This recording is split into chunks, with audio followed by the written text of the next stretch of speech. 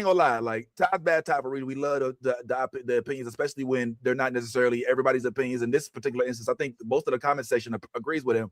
But the one thing that you did bring to light is the fact that we assumed Callie's dead, and up until you said that, I had accepted her death.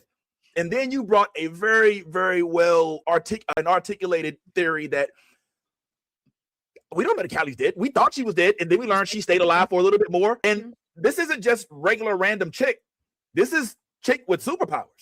So the same way she can make somebody turn invisible, or she can move an item across the room, can she not keep her blood from spilling too much? Oh, and also, by the way, that blood that we were looking to extinguish ourselves for because it was going to make the whole world more dangerous just by people having access to it, it's in Callie too.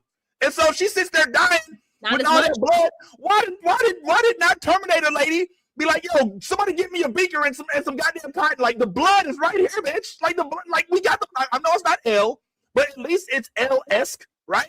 So I don't know, like, there's a lot of things like that. But having said all that, there's something that I really liked about this finale. And I know y'all will disagree with me vehemently, more than likely. I, for one, I like it when a serious finale is drawn out.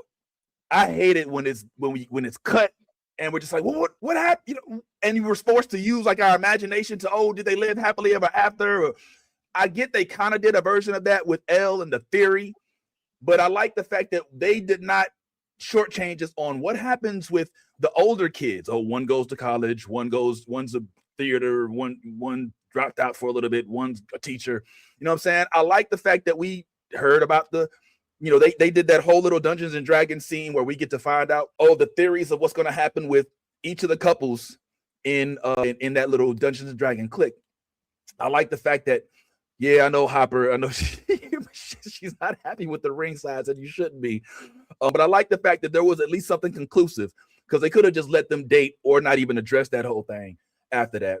So I like the fact that they took the time to conclude the story in a better way than Peacemaker did, where they just basically did an hour concert and waste. That was a bigger waste of time, in my opinion.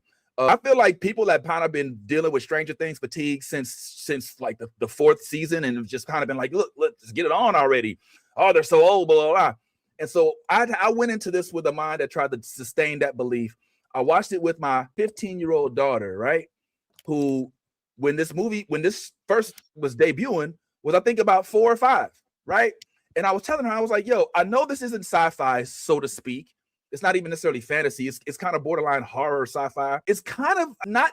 And somebody argued with me in the household, was like, what the fuck are you talking about? But I was like, it's kind of like their Star Wars a little bit.